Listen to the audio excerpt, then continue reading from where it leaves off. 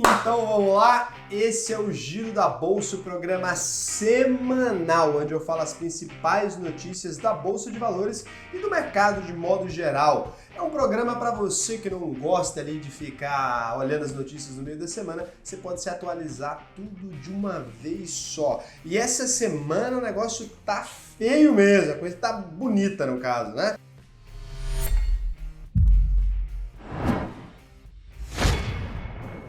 O Ibovespa abriu a semana aí a 102.380,85 pontos e acabou fechando aí em 102.912,24 pontos, né? Uma alta aí interessante. A semana acabou sendo ali de altos e baixos, né? E teve uma queda hoje aí de 2 pontos, né? Com isso, na semana o Ibovespa teve uma alta aí bem humildona, controlada de 0,47%. Então, sem mais delongas aí, vamos falar dos resultados trimestrais, que eu sei que é o que vocês estavam esperando.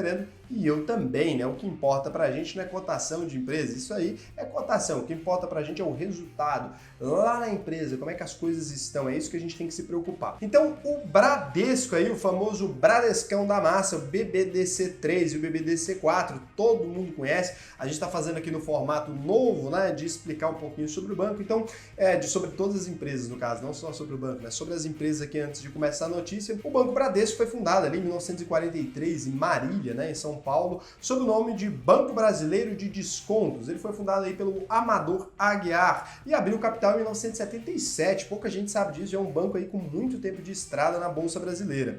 Ele é dono de um conglomerado ali que inclui 4.400 agências, né, ao redor do mundo. É a marca mais valiosa do Brasil, pouca gente sabe disso, vale até mais do que o Itaú, né? É o segundo maior banco do Brasil. Eu sou cliente do Banco Bradesco, mas eu não invisto no Banco Bradesco, invisto só no Itaú, porque eu acho que o Itaú é uma empresa melhor para se investir, mas eu acho o Bradesco um ótimo banco para se ser cliente, né? Apesar dos pesares. Então, o Bradesco divulgou aí o resultado do segundo trimestre de 2020. Ele divulgou na manhã dessa quinta-feira, né, o resultado do segundo trimestre de 2020. Assim como havia ocorrido no primeiro trimestre de 2020, o Banco Bradesco fez uma provisão extraordinária adicional aí de 3,8 bilhões para cobrir eventuais perdas de crédito causadas pela pandemia do Covid-19. Então o que é isso? Ele está preparando ali o caixa para caso tenha algum problema. É o certo para uma empresa bem administrada. Então o lucro líquido recorrente do banco foi de 3,9 bilhões no segundo trimestre, que teve uma queda de 40% aí com relação ao mesmo período do ano passado. Com a queda no lucro, né, o retorno sobre o patrimônio líquido, o ROI, foi de 11,9%. Outro destaque negativo aí foi a queda na receita de serviços, que atingiu 7,6 bilhões, né? Os números vieram em linha aí com as expectativas do mercado e por isso a gente espera então um impacto neutro aí nas ações de Bradesco no curto prazo. Então a gente vai falar da Engie agora. Se você for meu sócio, já comenta aqui, somos sócios, né? Se você for sócio em qualquer uma das empresas, tem que comentar, mas se for meu sócio e a Engie, a gente deve ser sócio junto, muita gente gosta de Engie. Uma empresa privada aí do setor de geração de energia, a EG3, atuação aí diversificada com fontes de obtenção de energia diferenciadas, né, hidrelétrica, termoelétrica, biomassa, solar, eólica, uma empresa de energia realmente muito interessante. Faz parte aí do grupo internacional franco-belga, né, a Engie SA, conhecido por ser o maior grupo privado de energia com atuação em mais de 70 países ao redor do mundo. Dona de aproximadamente 6,3% do market share de energia brasileiro, né, muito interessante. E os resultados vieram como? A Engie, né, a EG3, divulgou ontem, aí, a quinta-feira, seus resultados referentes ao segundo trimestre de 2020. Os números vieram de mediano a bons ali, né, não foi nada também extraordinário. E em linha com as expectativas em termos de receita. O EBITDA e lucro líquido também vieram em linha aí com o esperado pelo mercado. Como era de se esperar, o impacto da pandemia foi bastante reduzido nos resultados da maior geradora privada do país, né? O principal destaque positivo foi um lucro líquido de 768,8 milhões e seu crescimento de 98,7% na comparação anual. O destaque negativo foi o aumento nas despesas com vendas, né? As vendas gerais administrativas, que subiram aí 15,4% na comparação com o mesmo período de 2019.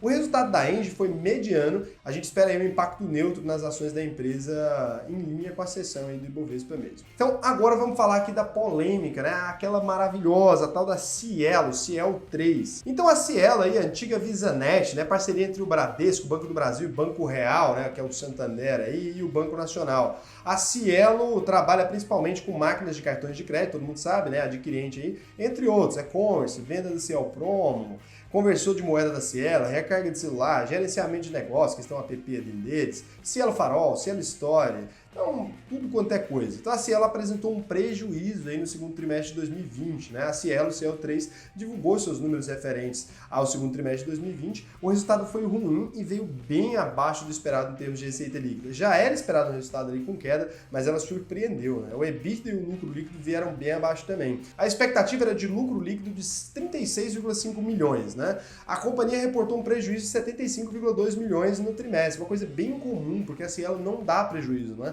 O principal destaque negativo foi a queda no volume financeiro, que foi 22% inferior ao mesmo período de 2019 e 20% menor que o primeiro trimestre. Reflexo, claro, do fechamento do comércio, né? Maquininha só funciona se o comércio estiver aberto. O resultado da Cielo veio fraco e bem abaixo das expectativas do mercado, o que impactou aí negativamente as ações da empresa e deve continuar impactando no curto prazo, né? A Hypera Pharma, IP3, né? Dona da Neoquímica, fundada em 2001, produz e comercializa aí vários produtos farmacêuticos. Ela apresentou aí os resultados referentes ao segundo trimestre de 2020. Na nossa avaliação aí, os números vieram bons e acima das expectativas, tá? Com o impacto do Covid-19 bastante moderado nas principais linhas do resultado. Os principais destaques positivos foram, primeiro, né, o aumento na receita líquida que, combinada com a redução das despesas, gerou ganhos de margem no período, isso é inegável. Teve o segundo ponto aí, uma forte geração de caixa que levou a empresa a divulgar a distribuição de juros sobre capital próprio para os seus acionistas de 29 centavos por ação, montante 15% superior aí ao distribuído no segundo trimestre de 2019. O retorno líquido de proventa é de 0,7%, né? O resultado da Hypera foi bom e a gente espera aí um impacto positivo no preço das ações da Hype3 no curto prazo. Localiza a Rent3, né? Empresa que trabalha com gestão de frota, aluguel de carros, rola também uma parada ali de franquia e a coisa toda. Salim Matar, libanês bravo, né? Tá ali inclusive como nosso secretário de privatizações. A Localiza reportou nessa quarta-feira aí, após o fechamento do mercado, os seus números referentes ao segundo trimestre de 2020. O resultado veio bem melhor que nossa expectativa, com o impacto da pandemia bem menor que as estimativas de todo mundo, né? O destaque positivo foi o seu EBITDA ali, a métrica que mede a geração de caixa operacional da empresa, para quem não sabe, né? O lucro operacional é o EBITDA ali, de 434,8 milhões no período, acima das expectativas aí de 290 milhões, né? O destaque negativo foi um consumo de caixa de 558,7 milhões, devido à redução da conta dos fornecedores para a renovação da frota aí, que vai gastar mais de 1 bilhão, né? Apesar da queda nas principais linhas do resultado da comparação anual, a gente espera que as ações da Localiza, a Rent3, tenham um desempenho superior ao Ibovespa nessa quinta-feira. E aí é o seguinte, eu pedi para o pessoal da Levante ali mais detalhes sobre isso aí, eu estava curioso com relação a esses números apresentados, eles deixaram um relatório especial aqui só sobre a Localiza, a Rent3. Mesmo que você não seja investidor ou que não tenha interesse em investir, eu não sou investidor dela, dá uma olhada nesse relatório que ele tem informações assim preciosíssimas sobre esse ramo de mercado. Dá uma lida, é de graça, é só clicar aqui no primeiro link, deixei aqui, porque senão a gente se estende muito aqui, só sobre isso tem muita coisa para falar de Localiza aí e desse resultado. Então a Minerva, né, a BIF3 aí, né, a Minerva trabalha em diferentes áreas da produção de carne, né? Produção e comercialização de carne congelada, produção e comercialização de carne fresca, produção e comercialização de carne processada, produção de outros produtos ali e comercialização de produtos de origem bovina. Ela faz couro, exportação de gado vivo, a gestão de matriz energética, muita coisa que a empresa faz. A Minerva teve um resultado aí super positivo, né? Ela divulgou na terça-feira, após o fechamento do pregão, os números referentes ao segundo trimestre de 2020. O resultado foi bom e veio acima das expectativas em várias linhas, com destaque aí para a maior margem EBITDA registrada pela companhia em um segundo trimestre. Então, historicamente, foi a maior margem. Esse foi o 13º consecutivo aí com geração positiva de caixa livre, que atingiu 376,5 milhões no período, né? Uma coisa muito interessante. Na última linha, a Minerva saiu aí de um prejuízo, né, que ela tinha de 113,3 milhões para um lucro líquido de 253,1 milhões. É muito interessante. As exportações aí corresponderam por 69% da receita bruta nos últimos 12 meses, com a China respondendo por quase 40% da receita de exportações. Esperamos um impacto positivo, claro, nas ações da Minerva no curto prazo.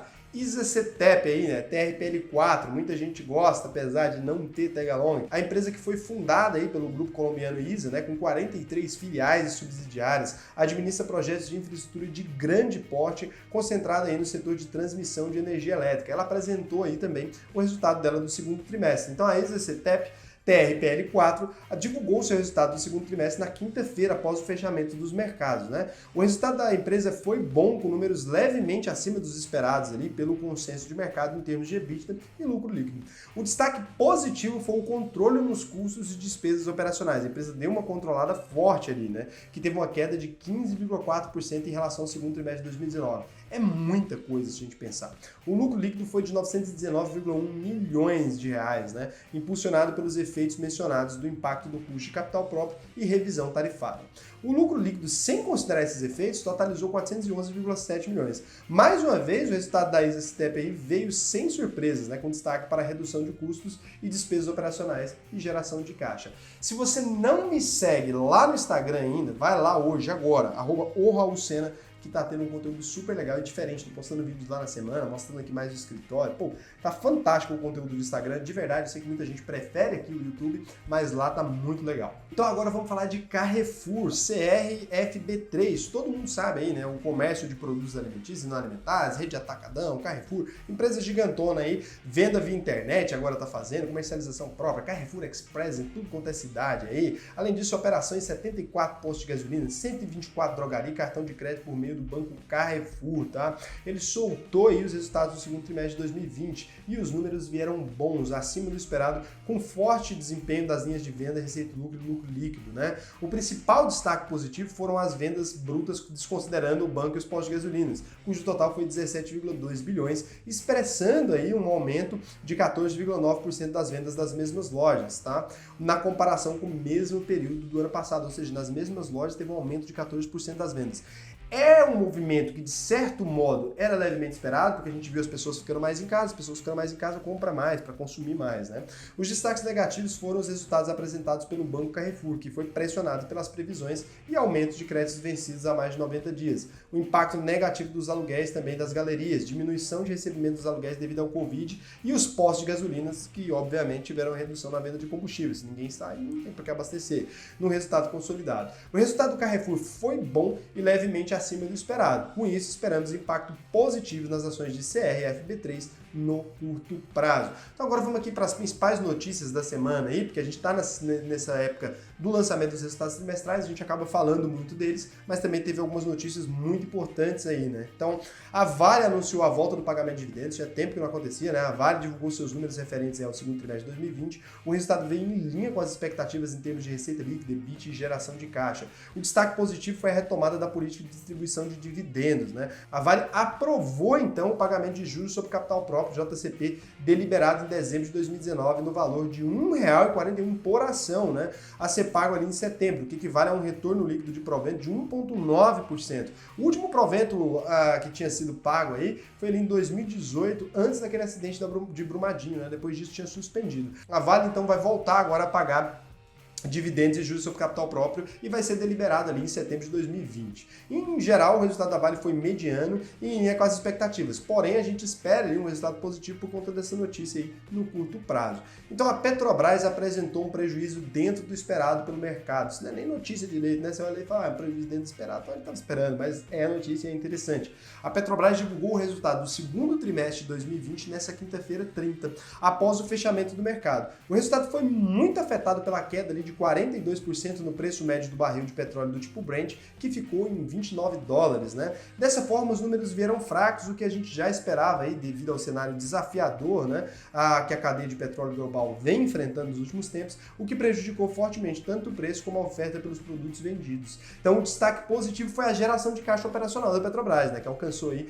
29,3 bilhões, registrando um aumento de 42,9% na comparação anual. O destaque negativo foi o prejuízo líquido aí recorrente de 13,7 bilhões, né? Não é não recorrente, é recorrente mesmo. Praticamente dentro do esperado aí de 8,5 a 23 bilhões de reais, né? Então, a Rumo, né? A Rumo Logística ali, a famosa Rail 3, né? Então, a Rumo é a maior operadora de ferrovias do Brasil, né? Por mais que as pessoas não achem que tem ferrovia no Brasil, tem. E a Rumo é a empresa que trabalha nesse setor aí, que é um setor que a gente tem uma grande expectativa que se desenvolva, pelo menos eu tenho, né? Eu gostaria que se desenvolvesse. A empresa oferece ali serviços logísticos, né? De transporte ferroviário, elevação portuária, armazenagem de cargas, tem 12 terminais de transbordo, 6 terminais portuários, administração de 14 mil quilômetros de ferrovia, e números total, a base de ativo é formada por mais de 1.000 locomotivas e 28 mil vagões, né?